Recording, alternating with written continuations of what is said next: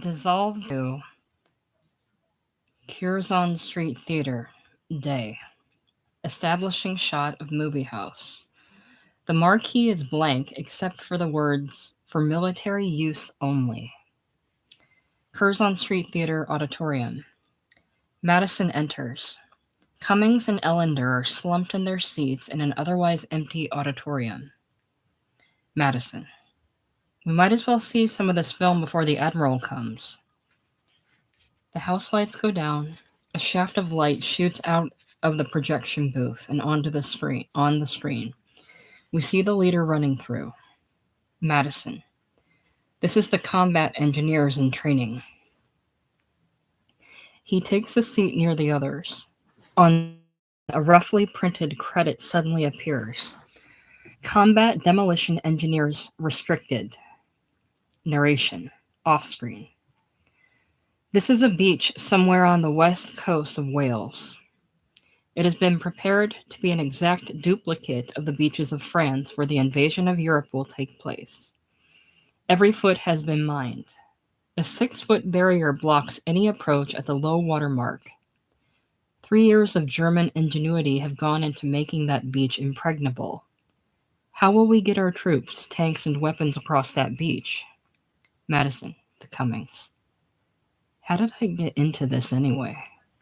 Narration. Off-screen. That's the job of the Navy Combat Demolition Engineers. Here, on this secret beach in Wales, the Navy engineers train for their hazardous duty. An explosion on the screen blasts through the theater. Madison looks back to the screen. On the screen, we see a squad of demolition engineers splashing through shoulder-high water. Narration. Off-screen. This is only a dry run. On D-Day, these engineers will be under heavy mortar and artillery fire. Madison. Thanks a lot. Ellender. Shut up, Charlie. I'm trying to watch the picture. Madison. You won't like it, Marv. It got lousy reviews. Another explosion as another mine is blown up on the screen. Madison winces. Narration. Off-screen. Those pieces of tape are to mark the cleared channels. Another explosion on screen. Madison sighs. Narration. Off-screen. Each squad must clear an alley 50 feet wide for our troops to advance on the beaches.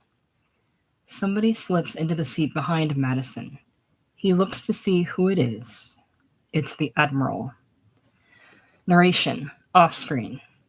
These American sailors will actually be the first men to assault Hitler's European bastion. The Admiral leans forward in the seat behind Madison. Admiral Jessup. That fact, Charlie, is exactly what I want clearly recorded on film.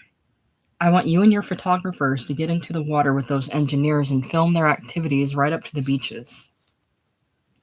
Madison. Would you like us to start the movie again from the beginning, sir? Admiral Jessup standing. No, I've got to run. You're on the right track, Charlie. Admiral Jessup starts up the aisle to the rear as another explosion blasts from the screen. Madison stands. Sir? Admiral Jessup almost to rear doors. Yes, Charlie. Narration off-screen. End Reel 1. Combat Engineers, Wales Training Film. Madison. Sir, I get the feeling a man could get killed making this movie. Admiral Jessup curtly. A lot of men are going to get killed on D-Day, Commander. Madison.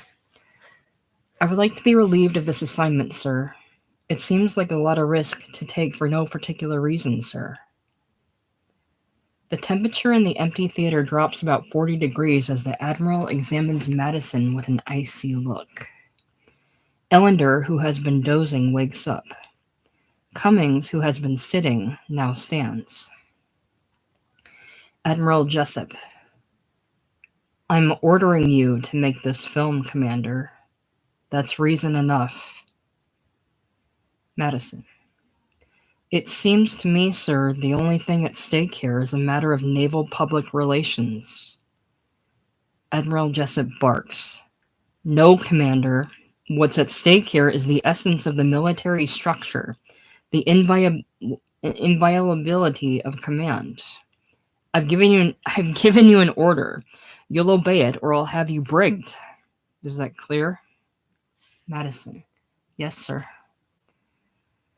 There is a brisk exchange of salutes between the Admiral and the members of his team. The Admiral exits. Nobody else moves. A long silence settles over the theater. Madison perching on an arm of a seat. Well, what do we do now? Cummings starting up the aisle. Well, I don't know what Marvin's going to do, but I'm going back to my office and cut your orders, Charlie. Madison. What orders? Cummings. Orders authorizing you to transfer unattached personnel to your photographic unit. Madison. Oh, come on, Buzz. I'm not going to make any silly movie.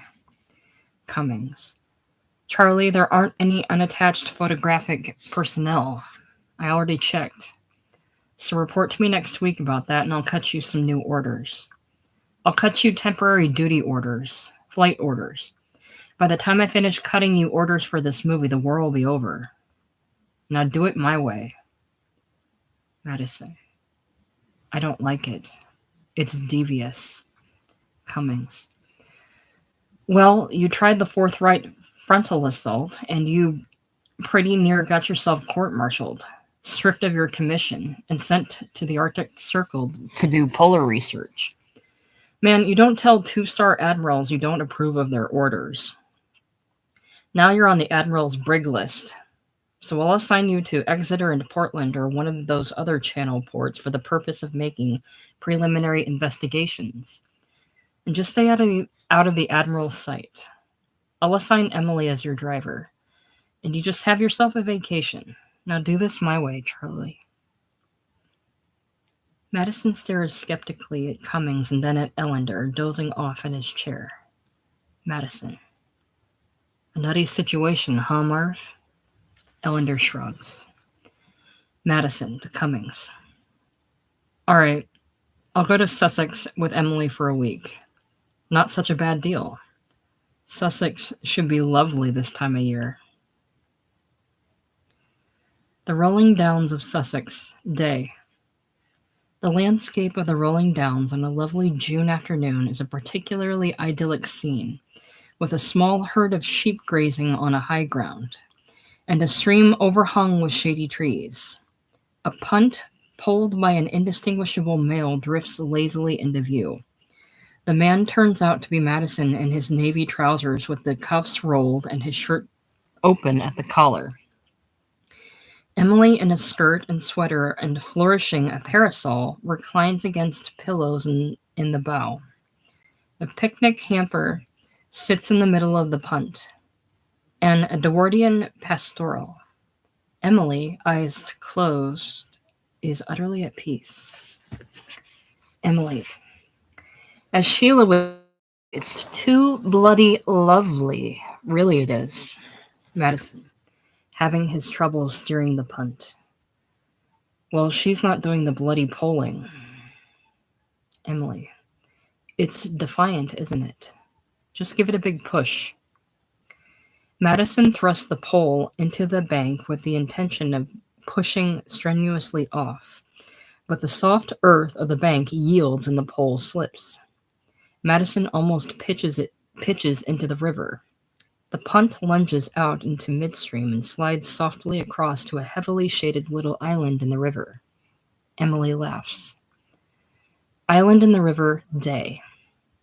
Emily, holding her parasol and followed by Madison carrying the picnic hamper, climbs a small grassy knoll, obviously for the use of picnicking lovers. Little eruptions of laughter escape her, and she has to wipe the tears from her eyes. She sinks down onto the grass, her shoulders shaking silently. Madison sets the hamper down and stands looking down at her. She bursts helplessly into an unleashed spasm of open laughter and falls back on the grass to lie, staring helplessly up at the sun, glinting in fragments through the overhanging foliage. laughing as if she had finally remembered the mechanics of it. Madison looks down at her, very much in love. Close up of Emily lying on the grass, eyes closed, as the spasm slowly subsides. Finally, a long last sigh shudders through her.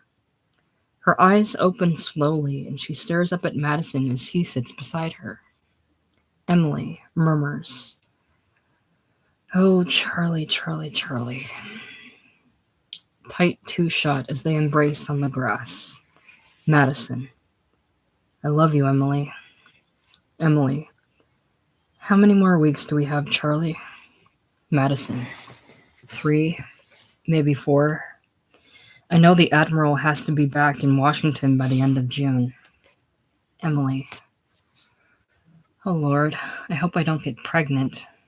She sits up. "I've told myself 100 times, don't get earnest about this man. It's a casual thing. A brief, passionate explosion. Don't get sticky about it, for heaven's sake." Well, I'm sticky, Charlie. I'm sticky as hell. I'm insanely in love with you. She cries bitterly. Madison reaches over for his jacket on the ground a few feet away. Madison, "Have you ever given any thought to getting married?" Emily abruptly stops crying. Emily, "You really do cut to the core of things, don't you?" Madison, extracting some papers from his jacket. "I've got some Navy marriage applications here." Emily, "Charlie, let's be sensible about this." Madison, "Emily, we're both nuts about each other. Let's get married." Emily, "But we're essentially incompatible, Charlie." Don't leer. It's got nothing to do with that. It's our fundamental approaches to life. We're poles apart. I have this ingrained British morality, and you're the most immoral man I've ever met. You're a shameless coward, selfish as a child, interested only in what's in it for you, and pretty ruthless about getting it. For all your charm, you're a scoundrel, Charlie. It seems I don't mind making love to a scoundrel, but I think it immoral to marry one. You lack principles, Charlie. Isn't there anything you'd die for?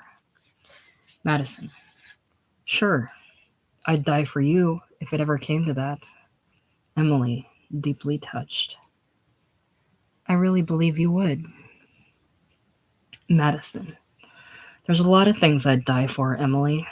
My family, my home, my country. But that's love, not principle. Now, if I were to bring a raging lion into the house and wrestle it just to prove I'd die for you, that would be highly principled of me. But what's a lion doing in a man's house anyway?"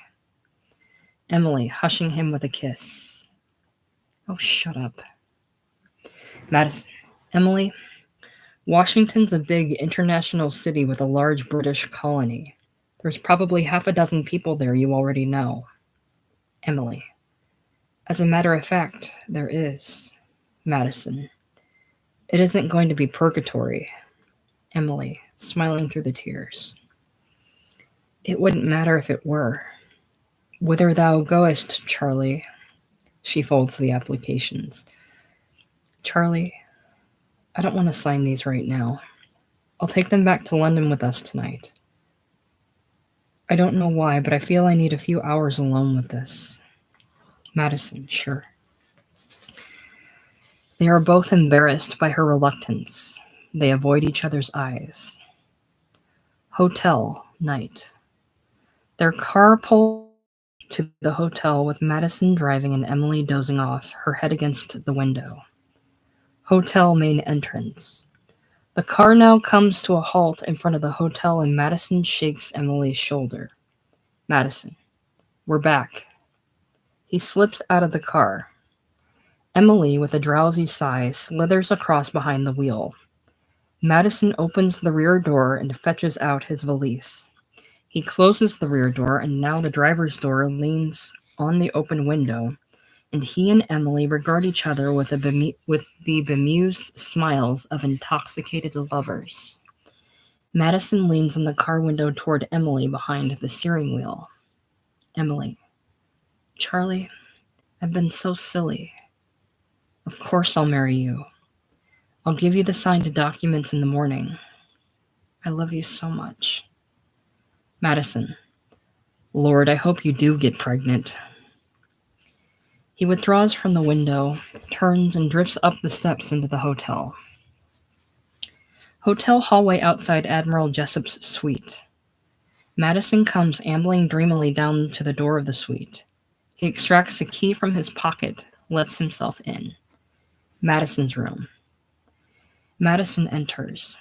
He switches on the overhead light, sinks onto the soft chair by the bed, an incorrigibly self-satisfied smile on his face. There is a white 8x12 paper on his bed. After a moment, it catches his eye. He turns his head ever so slightly to get a better look and finally reaches over for it with a weary sigh. He reads the sheet disinterestedly for a moment, but bit by bit his attention is involved. Madison. What is this? He stands, moving a step into better light, and finishes reading the mimeographed paper.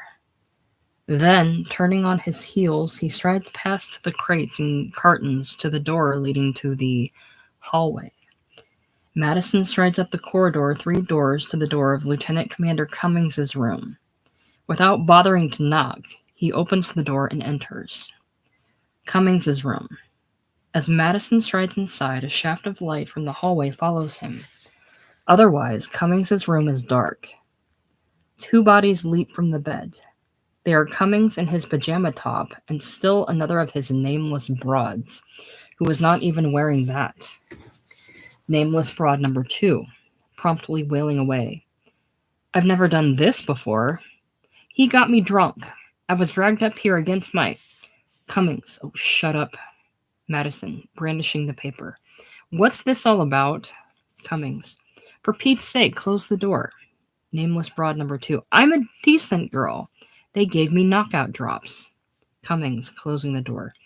Will you shut up? Madison, turning on the light. Now, look, Bus. Nameless broad 2. Who turned the bloody lights on? Cummings. Charlie, turn off the bloody lights. Madison. I want to read this thing to you. Cummings, turning off the lights. I know what it is. I drew it up. Madison. This is an order assigning me to a demolition unit in Portland. Cummings, raising his voice. I know what it is. Madison.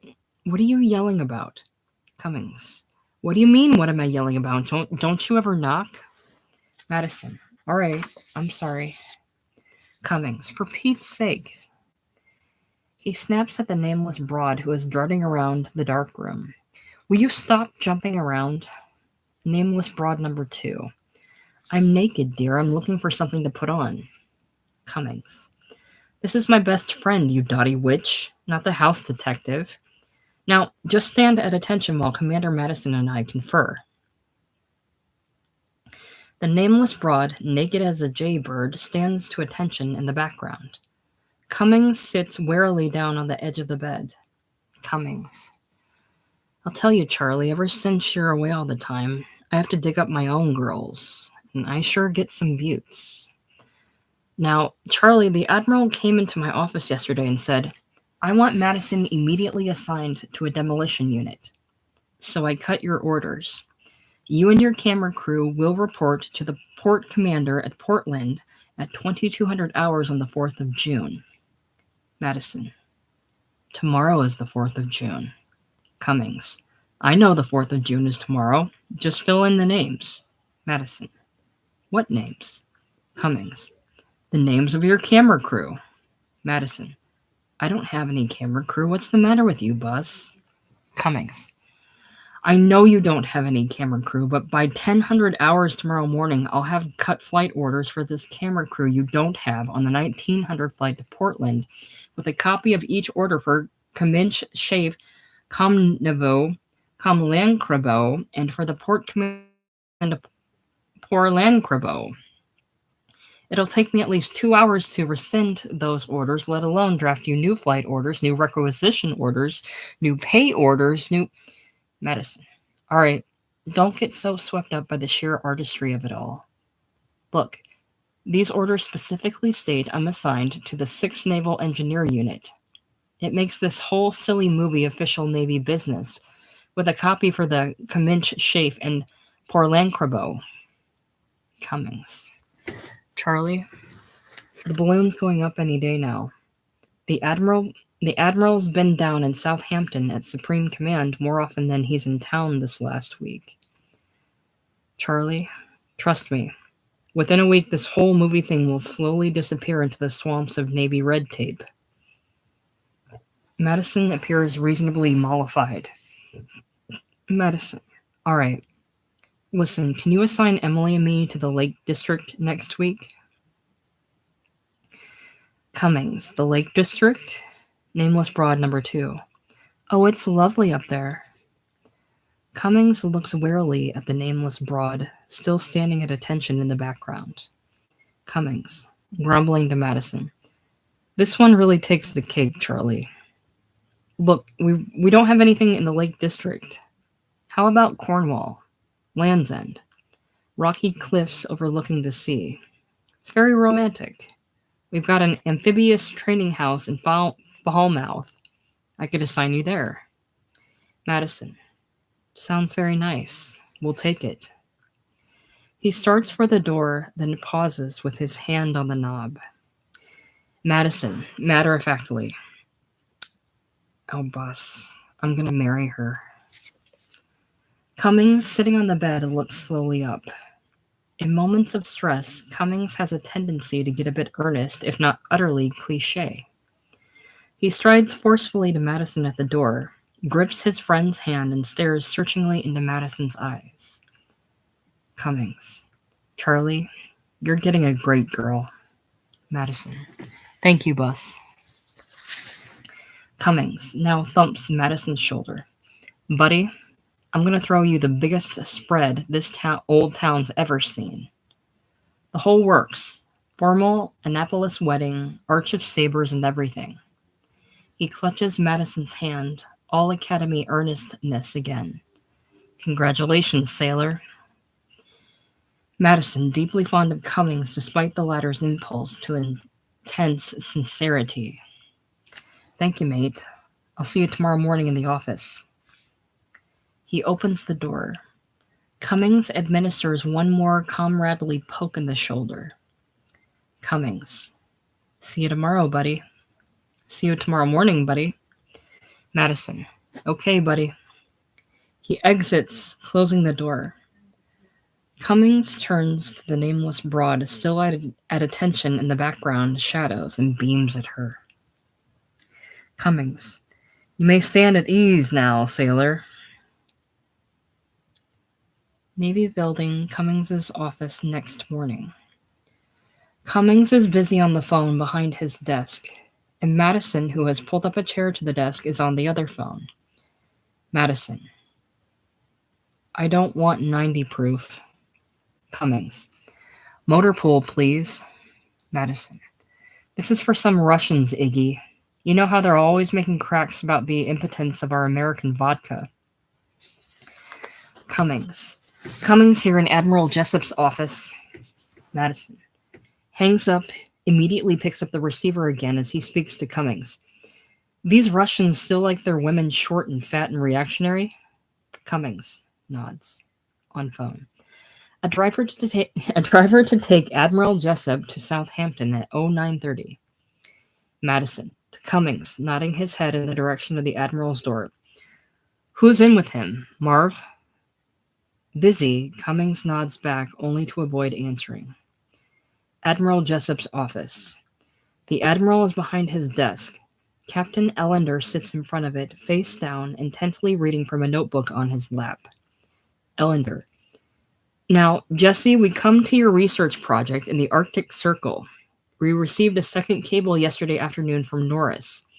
Jesse, the North Pole project is going to go right down the drain unless you raise a little hell again. Jesse?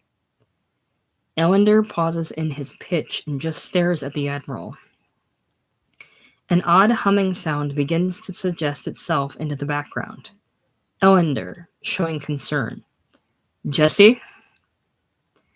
Camera slowly dollies from behind the Admiral to behind Captain Ellender until we see what the captain is seeing. Admiral Jessup is seated behind his desk, slumped, his eyes staring vacuously at his desktop, his lower jaw hanging slackly, odd the odd humming sound is coming from his oddly open mouth. Ellender is just a little bit frightened. Ellender. Jesse?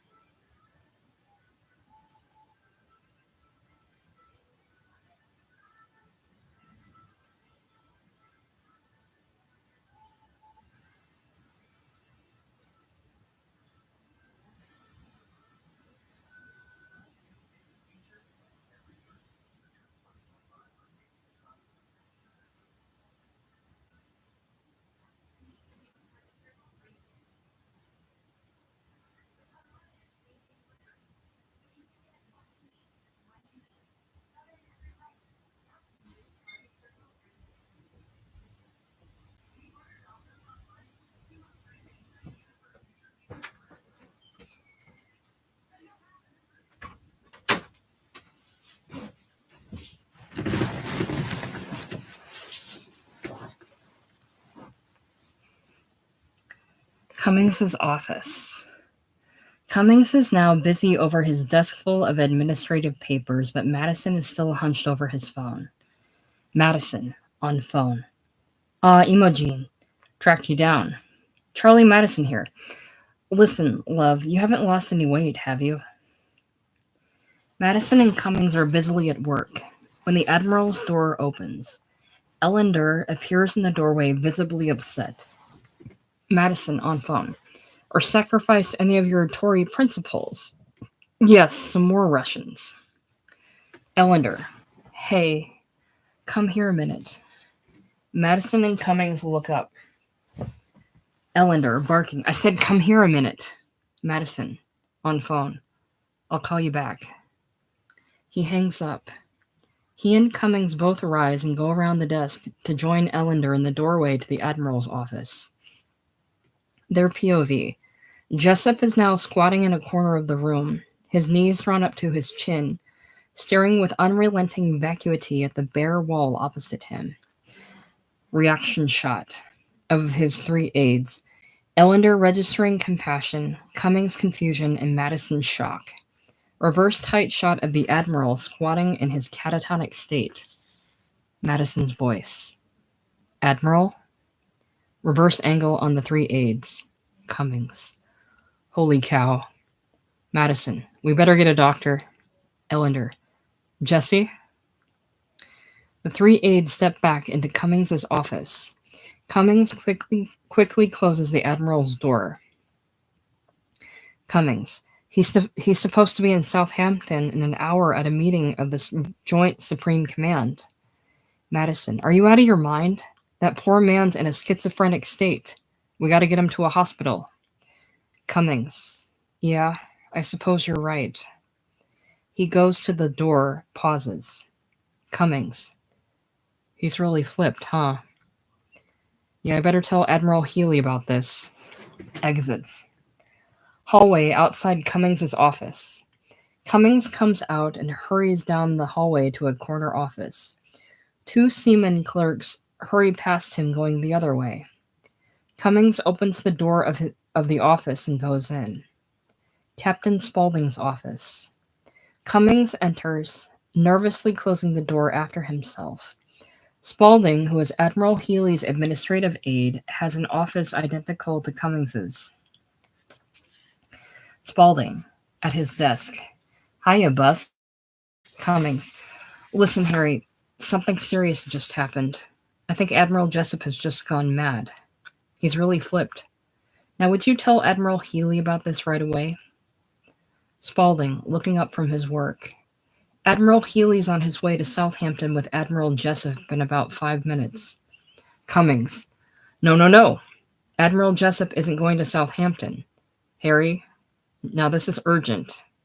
Admiral Jessup is cracked up. Spaulding. What do you mean Admiral Jessup is cracked up? Cummings. I mean he's cracked up. He's sitting on the floor of his office right now in a trance. Spaulding regards Cummings quizzically. Spaulding. Do I read you right, Commander? Are you saying that 2-star Admiral William Jessup has cracked up? Cummings. You know, Harry, you're a pompous ass. Spaulding stands. This better not be a gag. Cummings. Do you think I'd joke about a thing like this? Spaulding, coming around the desk. The service takes a dim view of lieutenant commanders who go around calling the special assistant to the Secretary of the Navy a nut. Cummings. Cummings wrenches the door open and hurries out into the hallway, followed by Captain Spaulding, who has paused to collect the cane he affects. Hallway outside Spaulding's office. Cummings and Spaulding come out and stride down to Cummings' office. The Admiral comes out of that office and up to Spaulding's office. He is carrying his attaché case and seems in the best of spirits. Admiral Jessup as they pass each other. Hello, Harry. Admiral Healy ready? Spaulding, continuing on to Cummings' office. He's waiting for you, sir. Admirals Hoyle and Magnuson are in his office. Spaulding and Cummings realize Admiral Jessup has just gone by, and Spaulding does a complete turn and starts back after the Admiral. Then he does another turn to find Madison and Ellender coming out of Cummings' office. Spaulding. Now what the hell is this all about? Madison. Harry, Admiral Jessup's a very sick man, and Spaulding. You know, This sort of joke is tasteless enough from you two. He turns to Cummings, who is confused. But from an academy man, it's obscene. He follows an unhappy Cummings into Cummings's office. Cummings enters, followed by Spaulding, Madison, and Ellender. Spaulding. You shore sailors ought to be sent out on a tour of duty just to... Cummings, erupting. All right, Spaulding. I've had just about enough of your bilge. This blowhard here did 4 months as a mess officer in the South Pacific, and he's been spouting old sea salt ever since. Well, I didn't ask for a desk job. I've applied for line duty 7 times, and you know it. And don't start pulling academy on me. I was a cadet 4-striper. You never made more than midshipman adjutant of a lousy battalion. Spaulding. This outburst is bad joss, Commander. Bad joss. Cummings. Well, don't start jacking me up like you were my senior cadet officer. Madison. Listen, well, you two schoolboys... Coming, wheeling on Madison. And I don't want to hear any more cracks about us schoolboys. You civilian sailors seem to think there's something funny about a man taking pride in his service. Well, sir, permit me to inform you, sir, that I am damn proud of being an Annapolis man, sir. He wheels back to Spaulding, throws a whacking sharp salute. Spaulding returns a whacking sharp salute, turns crisply on his heels, and strides out of the office. Madison. Look, fellows. Right now the Admiral is on his way to South Cummings, still fuming. I didn't ask for this lousy desk job. I've got bad eyes. Now what can I do? Do you think I want to tell my kids that on D-Day their father was shacked up at the Westchester Hotel? Madison. For Pete's sakes, Bus. The door suddenly opens and Spaulding reappears. He is quite somber now. The others turn to him, sensing something has happened. Spaulding. Admiral Healy wants to see you, Bus. Cummings. What happened? Spaulding. I don't know. They took Admiral Jessup back to his hotel. Cummings. He must have flipped again. Ellender. We better get over to the hotel, Charlie. Spaulding. No, stay here. Healy may want to see you both, too. They're getting a doctor for him. He follows Cummings, who is hurrying out of the office. A moment of silence. Madison sits on a chair. Ellender strolls to the window and stares out. Ellender. Well, that's the end of your silly movie anyway, Charlie. Madison. Depressed. Yeah. Poor old guy. Admiral Healy's office. Admiral Healy sits behind his desk and Cummings stands at formal ease in front of it.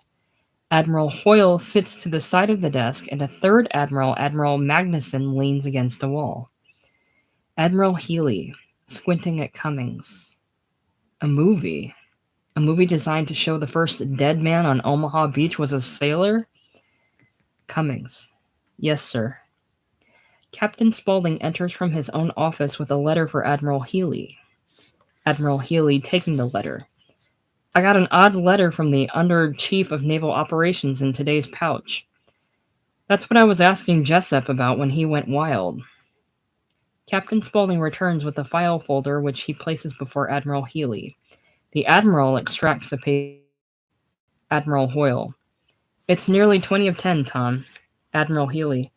Yeah. He reads from the letter. Admiral Healy. Etc., etc., etc. The President expressed interest in some moving picture Jessup is making. Apparently, Jessup has written directly to the President about this. I wish Jessup would keep me informed, even on these little private projects of his. Scowls and reads on. Also, at the end of the meeting, Harry Begley, the President's assistant, made reference to a tomb for the unknown soldier. Healy puts the paper down and looks across to Cummings. Admiral Healy. What tomb for the unknown sailor?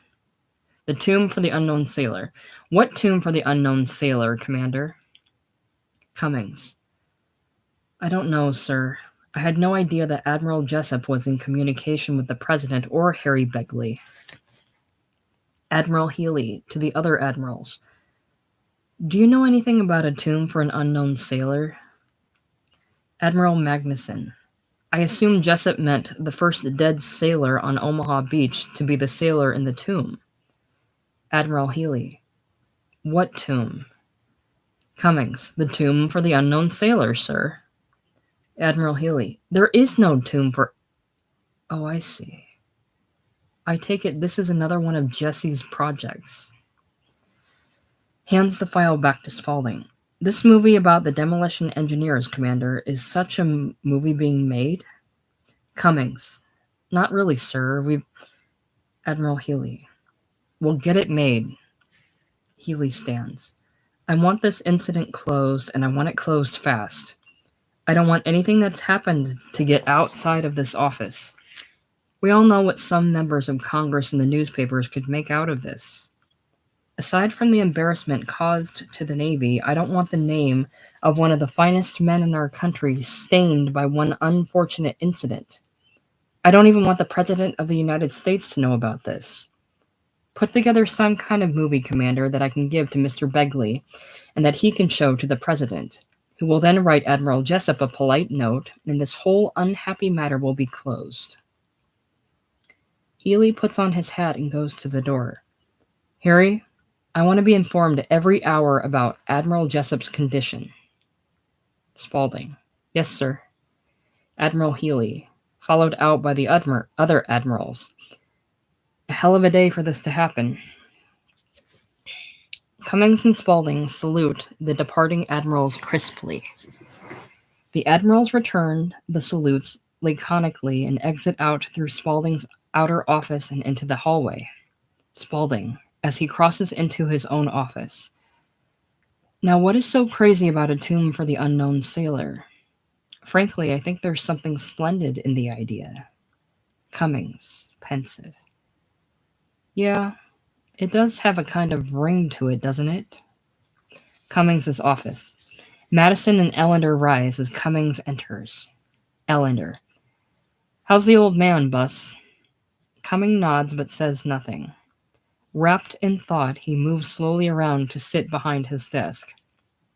At last, he looks up to Madison. Cummings. You know, Charlie, the President has expressed an interest in Admiral Jessup's movie. Madison. Naturally. Cummings. The Navy has committed itself to this movie, and it'll be pretty damned embarrassing if it isn't made. So, Charlie stands and regards Madison earnestly. We're going to make that movie. Madison. That's very spunky of you, Bus.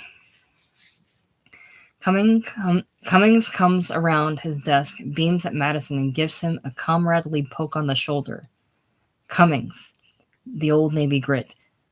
You and I going to get on that 2100 flight to Portland this evening, and we're going to make that movie. I'm going in on this with you, buddy. I'm cutting orders for the both of us right now. Madison exchanges a look with Ellender, but says nothing. Cummings poking Madison again on the shoulder. Damn it, Charlie! It's exciting, isn't it? Madison.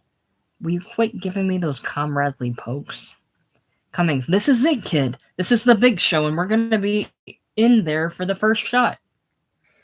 Madison regards Cummings warily. Just how did you and I suddenly become the charge of the Light Brigade, Bus? Cummings. Charlie moves to the window, stares out, seeing a vision. There's a lot more to this movie than we knew about. The Admiral had a much larger vision in mind. Apparently, the Admiral's idea is to build a tomb for the unknown sailor and to put the first dead man on Omaha Beach into it. The idea is almost too much for Cummings. His eyes blink with tears and his spectacles cloud with moisture. Madison and Ellender, on the other hand, find this new thought a little too much to take in one gulp. Madison looks blankly at Cummings, then turns and moves slowly to a chair. Madison. A tomb for the what? Ellender. Well, that's a new one on me, too. Cummings turns stiffly on the other two. Cummings. All right, sailors, that'll be all. Yanks open a drawer, pulls out a stencil sheet, angrily rolls it into his typewriter, and types away. The Navy wants this movie made, so it's going to be made. So you just get back to the hotel, Charlie, and pack your as you and I are going to be on that 2100 flight to Portland. That's an order, Commander. Madison. A tomb for the unknown sailor. Holy cow, Bus. Cummings pauses in his typing to regard Madison. Cummings. Charlie, you and I have had it too easy. I think we've forgotten we're officers in the United States Navy. It's not up to us to approve of our orders, even if those orders mean risking our lives. Rips the stencil from the typewriter. These are your orders, Charlie. You'll have a mimeographed copy in half an hour. Madison. I'll risk my life for my country, Bus, but this movie's just an unnecessary piece of naval public relations, and I won't risk my life for that. Cummings, quietly. You have your orders, Charlie. Madison, just as quietly. Well, I'm not going to do it. Cummings. You will be on that 2100 flight with me, or I'll put you on charges, Charlie. Madison. Then you just put me on charges, Bus. The phone rings. Cummings picks it up. Cummings, on phone. Admiral Jessup's office. Oh, yes, sir. We'll be there directly, sir. He hangs up and stands. They want us at the hotel. He puts on his hat and goes into the hallway, carrying the stencil with him. Madison and Ellender are still seated. We look through the open doorway to Cummings in the hallway. Cummings, calling out, Sailor, take this down to mimeograph. He exits the frame. Madison. Tomb of the unknown sailor. Holy cow. Ellender, standing, reaching for his hat. He's in one of his Annapolis moods, so for heaven's sakes, Charlie, hold your temper. Madison shouts to Cummings in the hall. Madison. Well, I'm not going to do it, Bus. I'm not going to do it. Hotel, Madison's room. Close-up of Madison hissing in a violent whisper. Madison. I'm not going to do it, Bus. Wide-angle shot shows Madison bent over to Cummings, who was perched on the windowsill, staring out over Park Lane, his face frozen in fury. Ellender is slouched in the soft chair, nursing a scotch. The scene is played in whispers so as not to be overheard, but this does not diminish the intensity of the moment. Madison. Bus, I'm in love. I'm in love like I never thought possible. Life is especially dear to me right now, and I'm not going to leave mine on some beach in France just to satisfy your grotesque sense of service loyalty. He storms away, then storms back to Cummings, hisses. You don't really think I'm going to spend 2 years in the brig for this? I can't believe you're serious, Bus. If it's the Navy's public image that concerns you, just think what this will look like in the newspapers. The first dead man on Omaha Beach. The tomb of the unknown sailor. What a Hurricane Drew Pearson could make out of that. You must remember that small offshore squall he kicked up the time General Patton slapped that soldier.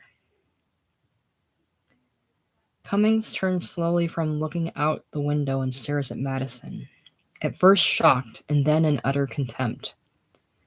Cummings stands. Madison, you're despicable. Madison throws up his hands. This is insane. How did we ever get into this? He turns back to Cummings. Now, Bus. He is interrupted by a ringing slap across the face administered to him by Cummings, who now trembles with emotion. Cummings, his voice quivering. You're not fit to wear the insignia of the naval officer. He reaches out and rips one of Madison's shoulder's epaulets from its mooring. Madison stares at him dumbfounded, then at Ellender. Madison.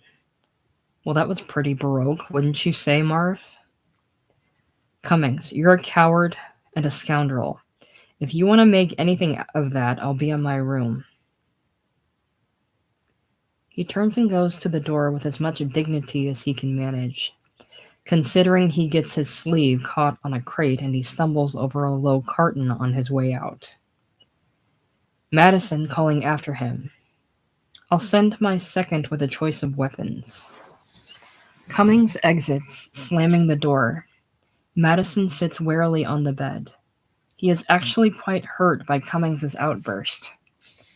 Madison, after a moment. Well, Marv, it's your turn. Would you like to break my saber over your knee and snip off my buttons? Ellender. You're not going to expose anything to Drew Pearson, and you know it, Charlie.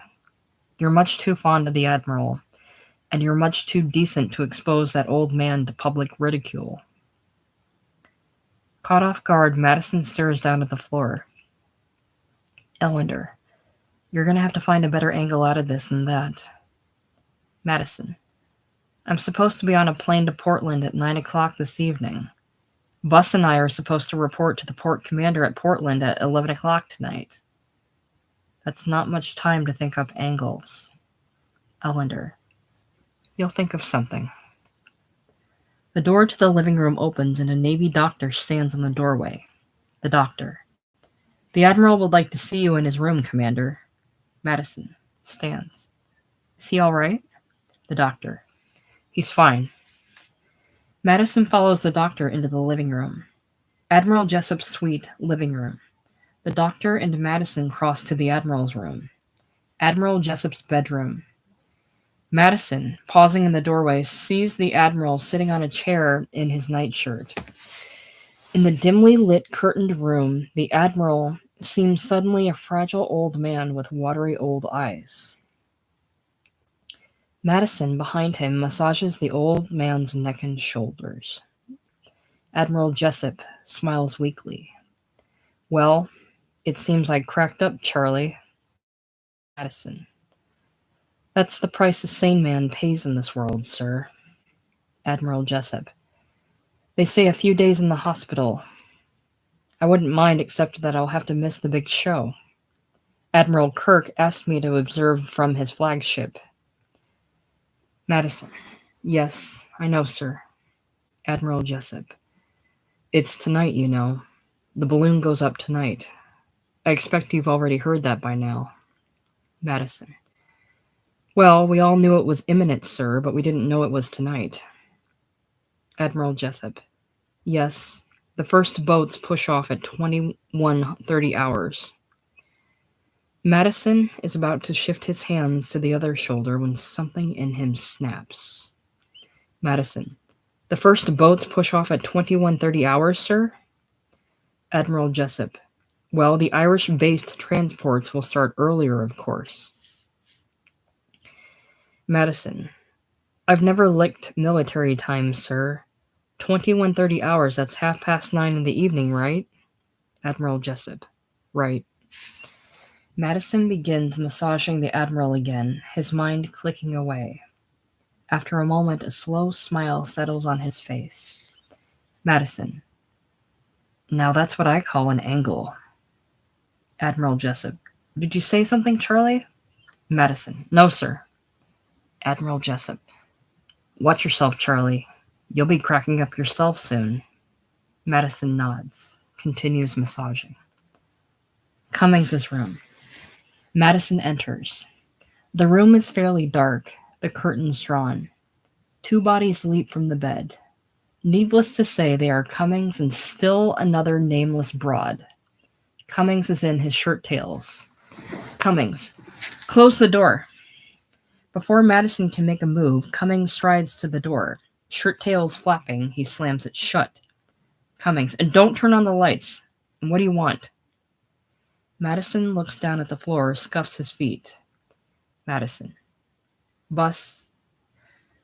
I don't know how to tell you, but looks up slowly. I'd like to apologize for my contemptible behavior before. I'd like another chance, and, well, I've packed my gear. Well, we've got a job to do, and I'm ready to do it. The nameless broad in the background sits casually on the bed, legs crossed and studying her fingernails. Cummings with a proud smile. Underneath it all, you're a pretty gutsy guy, aren't you, Charlie? Madison. I don't know what came over me before. I showed the white feather, I suppose. Cummings, gripping Madison's shoulders. Oh, forget about it, Charlie. Nameless broad number 3, lighting a cigarette. Could you ring up for some food, love? I haven't had my lunch yet. The two men don't hear her. They are swept up in an emotion greater than that between a man and a woman, the comradeship of brave men. Madison. I know we don't have much time, Bus, but could I have leave to say goodbye to my girl? Cummings. Oh, for Pete's sake, Charlie, of course. You're making a big dramatic deal out of this. You do have a tendency to be overly sincere, you know. Madison. Yes, I guess I do. Cummings. You've got 7 hours yet. Take Emily to lunch. Pick me up around 8. I'll have her assigned to drive us to the airport. Would you like that? Madison. Simply. Thanks, Bus. Cummings. All right, man. Don't be so dramatic about it. What is it, raining? Madison. Yes, just started. Now it is Madison's turn to poke Cummings a comradely poke on the shoulder, after which he slips out into the hallway. London countryside, rainy night. A navy Chevrolet buckets through the sloshing rain of a June night. Gates at Hendon Airport, rainy night. The car pulls up to the MP at the gates of the airport. Cummings shows the beslickered MP his credentials through the rear window of the car. The gates open and the car drives into the area. Hendon Airport, a landing strip. A DC-4 waits in the foreground, standing on the strip in the rain as the Navy Chevrolet pulls up in background.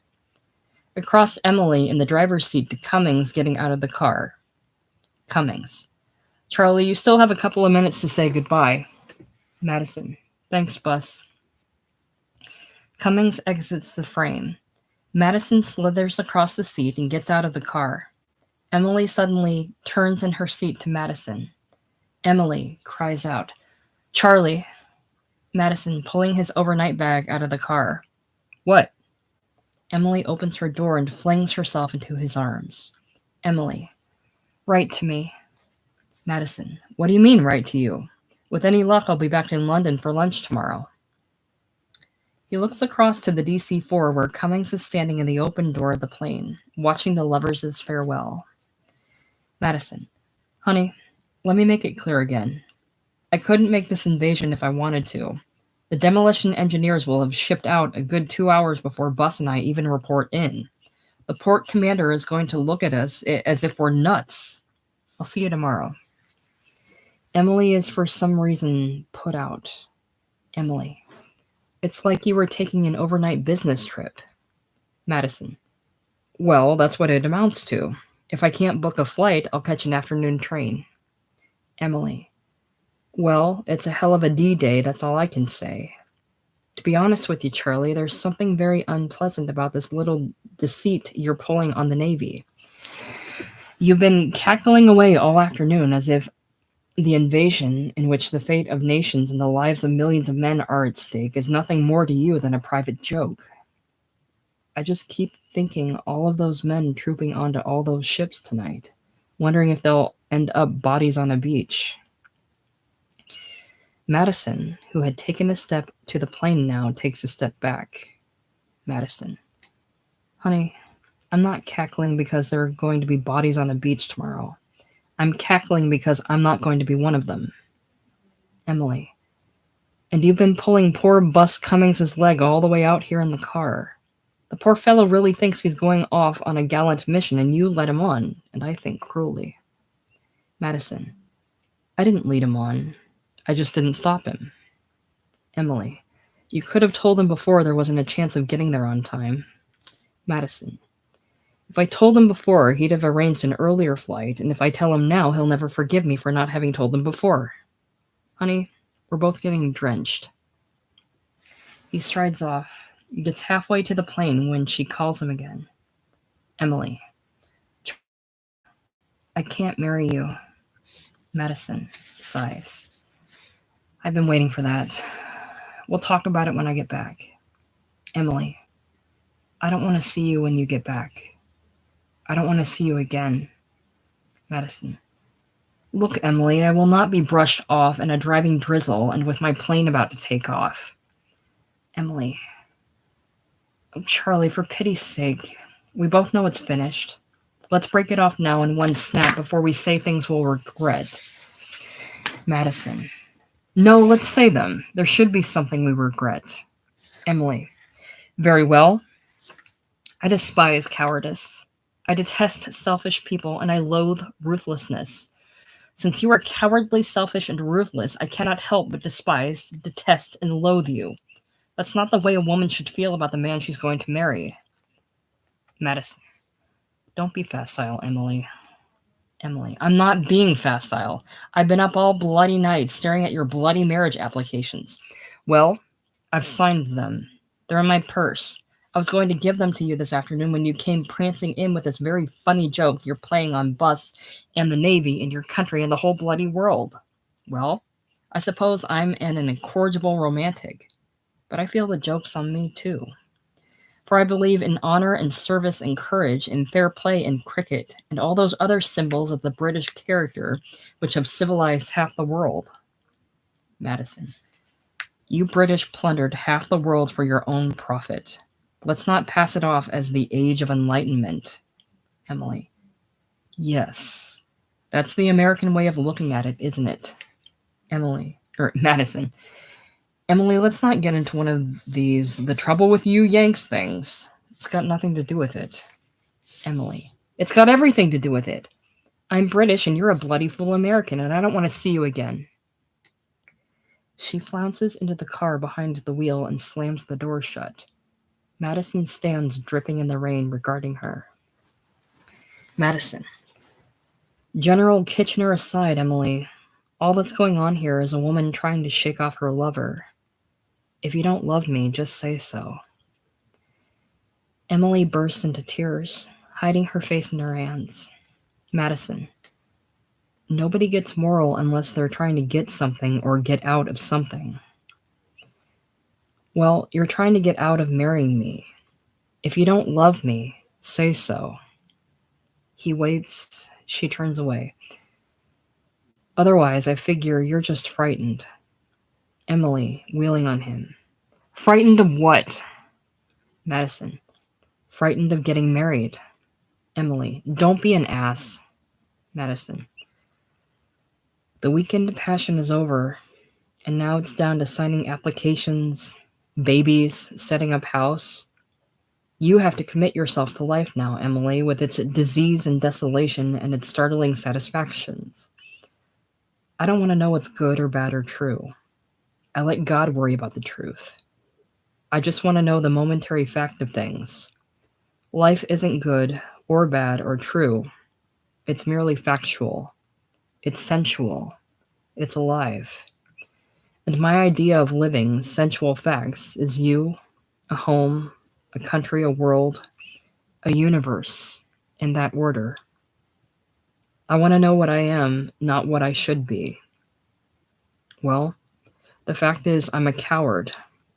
I never met anyone who wasn't. Emily.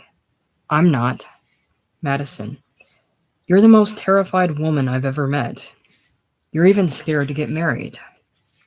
Emily. I've already been married. Madison. Sure. You married him 3 days before he went to Africa. Thank God he never came back. You're forever falling for men on their last nights on furlough. That's about the limit of your commitments.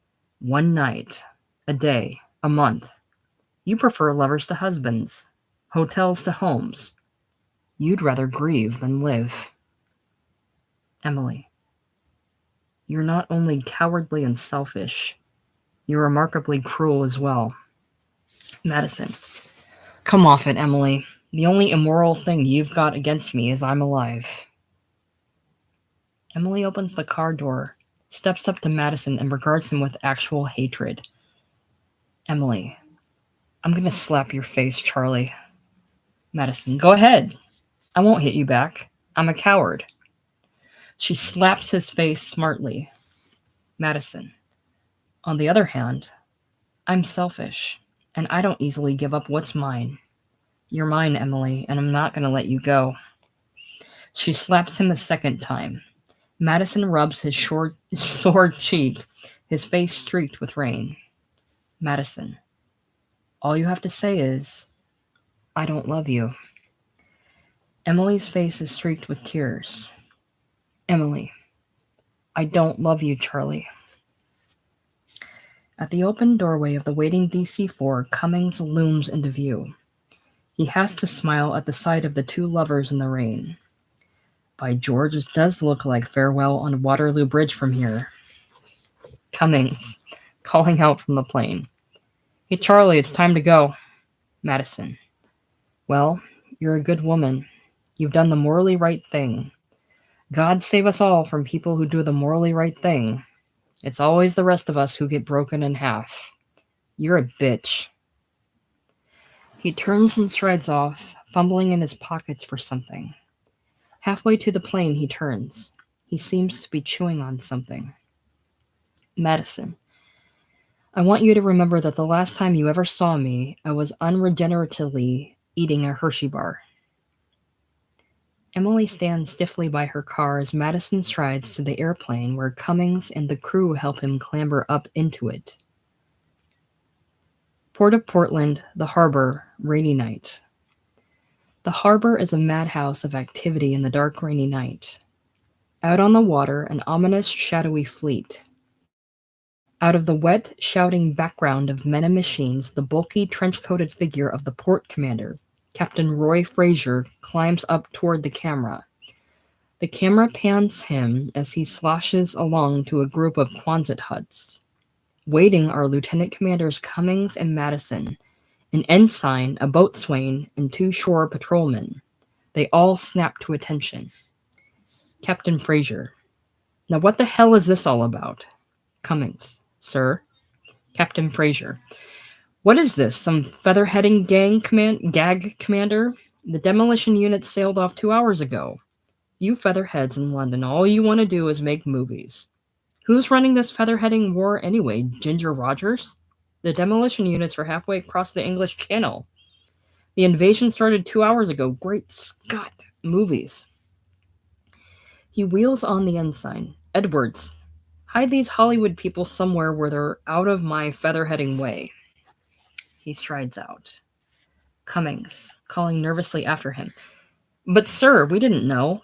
The ensign. We'll have to put you up in one of the supply depots, sir. Cummings, staring at Madison. It's D-Day, Charlie. Tonight's D-Day. Can't you get that through your head? Madison simply couldn't be more disappointed. It looks like the featherheading balloon just went up without us, Bus. The ensign to the boatswain. Take these officers to one of the depots and get some cots for them. Outside Supply Depot, rainy night. Madison stands in front of the Neeson hut, smoking a cigarette, staring out over the harbor. His POV. The harbor is now utterly empty and ghost-like. Not a boat to be seen. Madison, pleased as punch, goes into the Neeson hut. Inside Supply Depot. Camera dollies back to show Madison sleeping peacefully on his cot. Cummings's cot is empty. A boatswain's mate enters and leaves the door ajar so that the gray morning light diffuses into the room. Madison is waking now. He gets up on one elbow, regards the boatswain's mate, now checking off a list. Madison. How's the invasion going, bosun? The boatswain's mate, looking up briefly. They called it off, sir. Didn't you know? The boatswain's mate goes back to his list. Madison sits up, stretches, yawns. Madison, agreeably. What do you mean they called it off? The boatswain's mate. The visibility never cleared up enough for the airborne troops. The whole fleet turned around in mid-channel and came back. It looks like we're going to have to do the whole thing again tonight. Madison, rubbing his eyes. I don't follow you, bosun. What do you mean we're going to have to try it all over again tonight? But the boatswain's mate has picked up a pile of blankets and is out the door. Madison remains sitting on the cot in his shorts, slowly adjusting to the new day. Suddenly it hits him. Madison, shouting after the boatswain's mate. What do you mean they called it off? What are you talking about? He stands, aching in every bone from the uncomfortable sleep. Barefooted and in his shorts, he strays across the room to the open doorway. Madison's eyes blink against the daylight. Then a look of utter, mute astonishment spreads over his face. Madison's POV, wide-angle shot of the harbor clogged with all its boats bobbing at their moorings. Hundreds of men moving about on the docks, on the boats, getting in and out of trucks. A hurrying shore patrolman suddenly barges into the foreground of the frame, turns to the camera. Shore patrolman. Hey, sailor, get your pants on. The shore patrolman hurries on. Madison is stupefied by this incredible nightmarish turn of events. Cummings, off-screen voice. Hey, Charlie. Fully dressed, groomed, and carrying an IMO camera, hurries up the rise and ground from the docks. I've dug up one camera anyway, Charlie. He comes up to the doorway where Madison is still trying to gather his wits. Cummings. Let me in, Charlie. Madison, not believing his eyes, steps back to let Cummings hurry into the supply room. Madison. What happened? Cummings puts the camera on the counter as Madison stands at the doorway, perturbed. Cummings. What do you mean? Madison, erupting. What do you think I mean? Are you trying to tell me 5,000 boats filled with 1 million men, tanks, trucks, airplanes, bombers, the whole incredible schmear, just turned around in the middle of the ocean and came back? Cummings, looking up. The moon didn't come out. Madison steps into the doorway, looks up to the sky, and lets out the anguished cry of a man who has lost his god. Madison. What do you mean the moon didn't come out? How could you do this to me? In background, a jeep drives by. An MP riding in it shouts at Madison. MP and jeep. Hey, Mac, get some clothes on. Dissolved to Portland Harbor afternoon. It is drizzling now, but the shouting and the intense activity continues. Two bedraggled sailors in slickers, a man in his late 40s and a kid of 19, both fairly crocked, slosh unsteadily along to a group of Nissen huts near the docks. They peer at the lettering on the door of the first hut and then lurch on to the next hut. Portland Squad Room, 6th Engineers Unit. Madison sits glumly at the officer of the day's desk. He is also pretty crocked. On the desk, there is a fifth of scotch, from which he now takes a swallow. Also on the desk is the IMO camera. Madison is fully dressed. The two sailors unsteadily enter. The old sailor grumbles. Commander Madison? Madison takes another belt at the bottle. Yeah? The old sailor. We were told to report to you. Madison regards the two other drunks blearily. Madison. What for? The old sailor. I don't know. A Lieutenant Commander Cummings. He comes in the galley. He says, Hey, anybody here know anything about cameras? I said, I do a little home movies. So he says, report to Commander Madison in the squadron of the 6th Naval Engineers. The young sailor. Yeah. Madison. Yeah, what? The young sailor. Yeah, that's what happened to me. Madison slugs away at the bottle. The old sailor. What's this all about, Commander? Madison. If I told you, you'd rap me in the mouth. Hey, maybe you men better have a drink of this. The old sailor. Sure. The two sailors unbutton their slickers, shamble over to the desk, pull up chairs, and join Madison. For a moment, nothing is said. The bottle is passed from one to the other, and each takes a swig. The old sailor. Studying the nearly empty bottle. We're running a little low here. Madison silently produces another bottle from behind his desk, uncorks it with enormous concentration. Madison, opening the bottle. Well, men, this is the deal. At 1700, we get ferried out to an LST to join the 6 naval engineers who are already on board. At 2000, we shove off. At 0500 tomorrow morning, we transfer into an LCVP with the engineers. We'll be about 3,000 yards off Omaha Beach. We start moving towards the beach until we get to the minefields and the barricades. Then the engineers get into the water and start clearing the mines and barricades. We get into the water with them. The old sailor. What for? Madison. We're going to make movies. We're going to shoot movies of those engineers clearing the minefields and barricades all the way to the beach. Mostly, we want to shoot movies of engineers getting killed, especially the first body that washes up on Omaha Beach. That's the deal. What do you think of that, mates? The old sailor, who has been listening to all this without expression, reaches for the bottle and takes another belt. Madison takes another belt. The old sailor. Commander, I think you're out of your ever-loving mind. Madison. You can say that again. The young sailor suddenly stands. Well, men, I'm cutting out. He sits down again. The old sailor picking up the camera. Hey, what's this? Madison. That's a camera. The old sailor. How do you work it? Madison. How the hell do I know? The old sailor opening the camera. Well, this is a pretty intricate camera. Back home, I got a little old 8mm Bell and Howell. I never saw anything like this before. Madison suddenly standing. Well, that's what they gave me.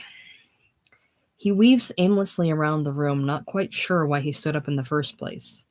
The young sailor, not even bothering to stand. Well, men, I'm cutting out. The old sailor squints at the open camera in his hand, and the young sailor belts away at the second bottle as Madison weaves around the room. The old sailor. I'll tell you one thing. You gotta put film in this camera. Madison pauses in his weaving to study the old sailor blurrily. Madison. Are you sure of that, sailor? The old sailor. Well, for the love of Mike, I mean, what's the matter with you? You have to film if you're going to shoot a movie. Even I know that much. Madison. No, we're going to shoot this movie without film. This movie, sailor, can't be made. Has no reason for being made, and none of us knows how to make a movie anyway, so what's the sense in using film? The old sailor. That makes sense. He takes another swig. The young sailor, sliding slowly down from his chair onto the floor. I'm cutting out of here. Madison looks down at the boy on the floor, then sits on the floor himself. The old sailor, lurching to Madison. Commander, you see that kid on the floor? Well, him and me have been loaded for 2 days. We started off with 3 bottles of vanilla extract. Then we got in with some submarine fellas, and we finished a number 10 can full of torpedo alcohol. You gotta be pretty stoned after that, right? Madison. I would think so. The old sailor sits. But we ain't that stoned, Commander. I mean, we ain't that stoned that we're going out on the beach and take any pictures of dead bodies without any film in the camera. Madison. Then what do you say we just don't make this movie? The old sailor. Hey, I say swell. The door to the squad room opens and Cummings comes staggering in under a load of supplies and equipment. He is completely armed and outfitted for the invasion. Dressed now in fleece-lined pants, wool shirt, wind-breaking jacket, and helmet. He also wears a sleeveless canvas jacket which supports a 10-pound camera battery on his back. He has a Rolleiflex and a Leica camera dangling from around his neck. Cummings. All right, up and at him. He stares at the young sailor on the floor and Madison and the old sailor sitting soddenly against the wall, the bottles on the desk. Cummings. You're crocked. You're all crocked. He dumps the load of things he is carrying onto the desk and begins yanking the young sailor up off the floor. Cummings. Get up, Madison. Get that man on his feet. He manages to get the boy sitting on the chair. Now listen to me, you sots. Madison and the old sailor slowly get to their feet. Cummings throws a windbreaker at each of them. Cummings, get into these and get into them fast, or so help me God, I'll have the three of you shot. Now, how am I going to get you drunks on board that LST?